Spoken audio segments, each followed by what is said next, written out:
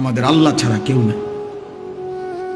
আমাদের সফলতা, আমাদের সুখ, আমাদের নিরাপত্তা ভাইয়া আল্লাহর হাতে।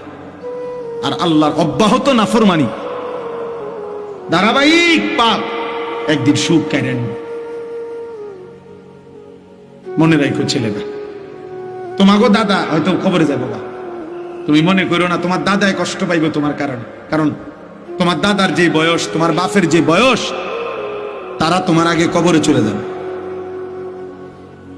কিন্তু তোমার এই অসভ্যতা, তোমাদের এই 14, 16, 18, 20, 22 বছরের ছেলেরা, তোমরা যা করতেছ, এর খেসারত, এর প্রায়শ্চিত্ত তোমরা দুনিয়া দিতে হবে।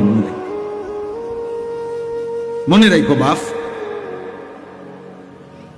আমি ধর একদিন বলি না, 1000 বার বলছি।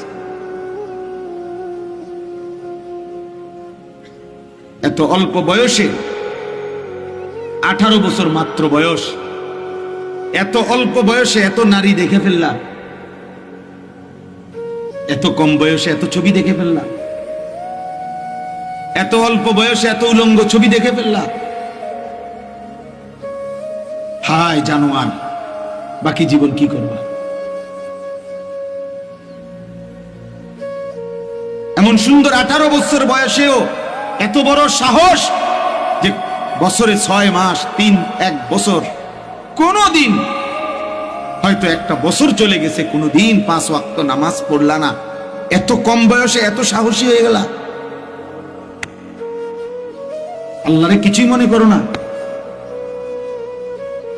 হ্যাঁ, কি ভাবতেছ এইভাবে সুখে আর রঙের গুড্ডি উড়বে? হ্যাঁ, পৃথিবীতে শুধু মুসলমানদের মধ্যে ফিলিস্তিন শুধু অপরাধ করছে এই জন্য রক্তাক্ত নাকি? কথা বলে না? আর আমরা সব জুনায়েদ বাগদাদি নাকি? আমরা সব আব্দুল কাদের জিলানী নাকি? তাইলে তাইলে একবার কাইট হইয়া পড়লে, আল্লাহ যদি একবার নিরাপত্তার চাদর সরায় ফেলে, আল্লাহ তাআলা যদি একবার শাস্তির ফয়সালা দিয়ে ফেলে ভাইয়া, হয়তো আরেকবার ঘুরে দাঁড়াইতে 100 বছরও আর দাঁড়ানো যাবে না। মনে রাখতাম, আল্লাহ যেন বলতেছে, বান্দা আরো দেখি, আরো দেখি, আরো দেখি, আরো দেখি, আরো দেখি, আরো দেখি। কিন্তু আল্লাহ যদি বলে ফেলে, বান্দা ঠিক আছে এবার শাস্তি দেব, তখন কি করবে? আল্লাহকে ফিরাবে কি বলেন?